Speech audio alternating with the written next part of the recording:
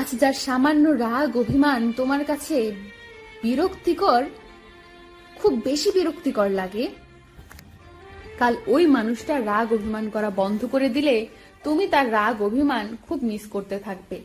রাগ অভিমান যে কারোর জন্যই আসে না, ওই মানুষটার উপরে রাগ অভিমান আসে যার প্রতি মনে ভালোবাসা রয়েছে।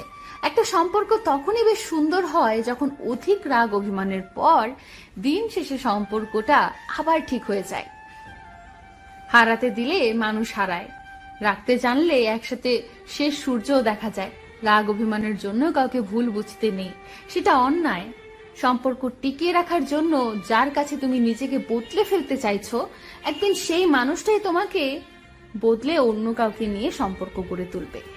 কাউকে পাবার জন্য নিজেকে কিছুটা পরিবর্তন করা যায়, কিন্তু পুরোপুরি বদলে ফেলাটা অন্যায়। কেউ যখন পুরোপুরি অন্যের মতো হয়ে যায়, তখন তার কাছে আর নতুন করে কিছু পাবার থাকে না। আর যেখানে পাবার কিছু থাকে না, সেখানে মানুষের আকৃষ্টতা কম। প্রিয় মানুষটার জন্য কিছুটা পরিবর্তন হওয়াতে দোষের কিছু নেই, বরং সেটা ভালোবাসার বহিঃপ্রকাশ।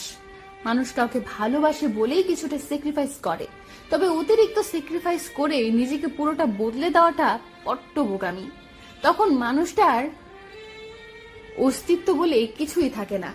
তুমি যখন কারোর জন্য নিজেকে পুরোটা বদলে ফেলবে, তখন ওই মানুষটা নিজেই বলবে তুমি আর আগের মতো নেই। তখন তোমার কিছুই করার থাকবে না। তাই তুমি বদলে যাও ঠিকই, তবে কিছুটা আগের মতো থেকে যাও। একটা সিজার মানে বাচ্চা জন্মের পর থেকে একটা মায়ের মৃত্যুর আগ পর্যন্ত প্রতিবন্ধী হয়ে বেঁচে থাকা। আর যাদের নর্মালি বেবি হয়, তাদের নারী